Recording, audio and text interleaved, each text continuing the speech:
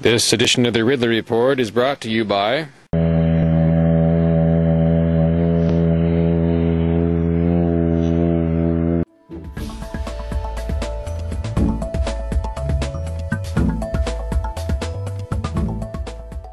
But, Sean, you're going to share with us something different, which is the supposed real story of Thanksgiving. Where's this coming from? Because there are different versions in different places. This is called A Tale of Two Colonies, and I got it from the Mises Institute at Mises.org. All right, let's do it.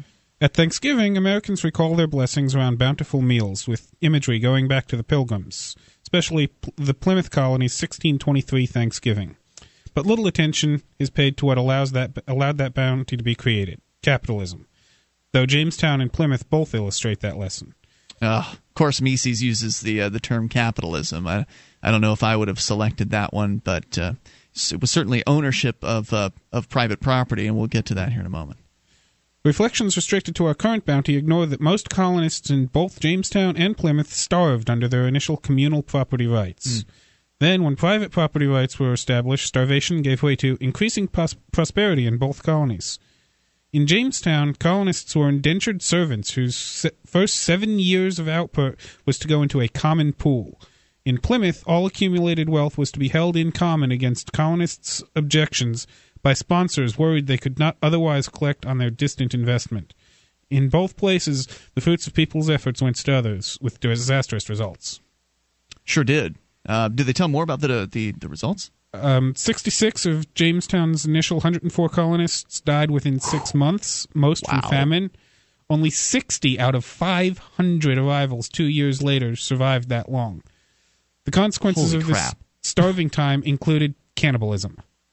Wow. Plymouth's first colonists fared little better, with only about half surviving 6 months. I don't remember hearing the cannibalism part. I mean, we've read different iterations of this over the years. That was a new factoid for me. That's what it says here. Yeah. Some of the Plymouth colonists apparently, in desperation, sold their clothes and blankets or became servants of Indians. So it was not a happy time at all. To each according to his ability, to each according to his need, right? We're hungry, and you look delicious. Common property's disincentives produced terrible results in both colonies. Shirking was so severe at Jamestown that Thomas Dale noted that much of the survivors' time was devoted to playing rather than working, despite the threat of starvation. Plymouth Governor William Bradford noted that this community of property was found to breed much discontentment and retarded much employment that would have been to their benefit and comfort, even despite the use of whipping to limit shirking. Yeah, because that's going to help. I imagine it'll help somewhat. Applying force to solve social problems doesn't work. Yeah. Well, it's not the most effective way, but you can believe that if you get out and whip somebody, they'll work a little harder. But in the long term, it won't work. Yeah. Results were described as injustice and a kind of slavery. Come on, it was slavery. Yeah. In response, both Jamestown and Plymouth moved to systems where people could produce for their own benefit.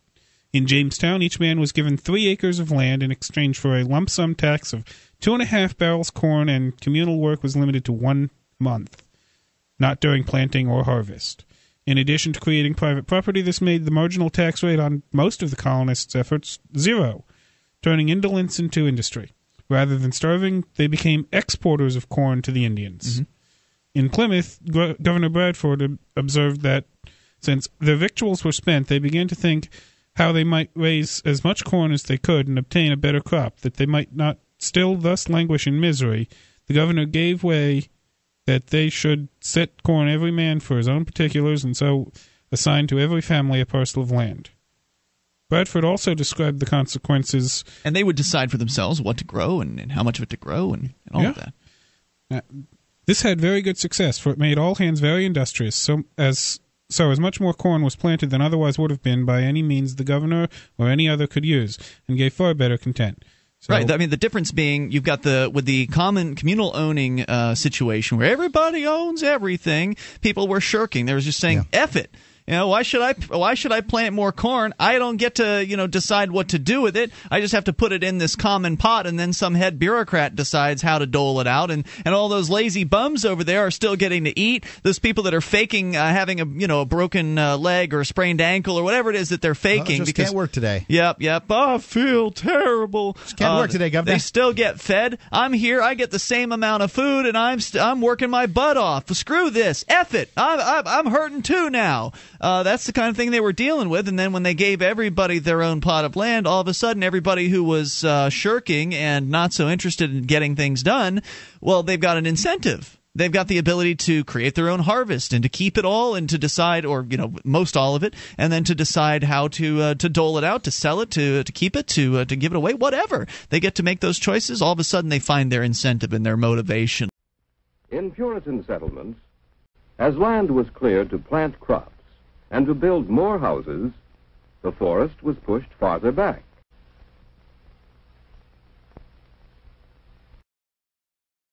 Are you planning on moving to New Hampshire for more freedom?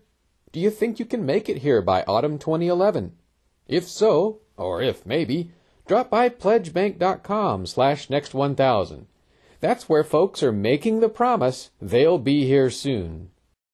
Hover your virtual pen indecisively over the sign-up button. Then press it. In remembrance of lost liberties. Tell the world that one more person has had enough and is joining arms with the hundreds upon hundreds who have already fled the nanny states and settled here as freedom activists. Don't delay. Time is running out to make the pledge. Next 1000.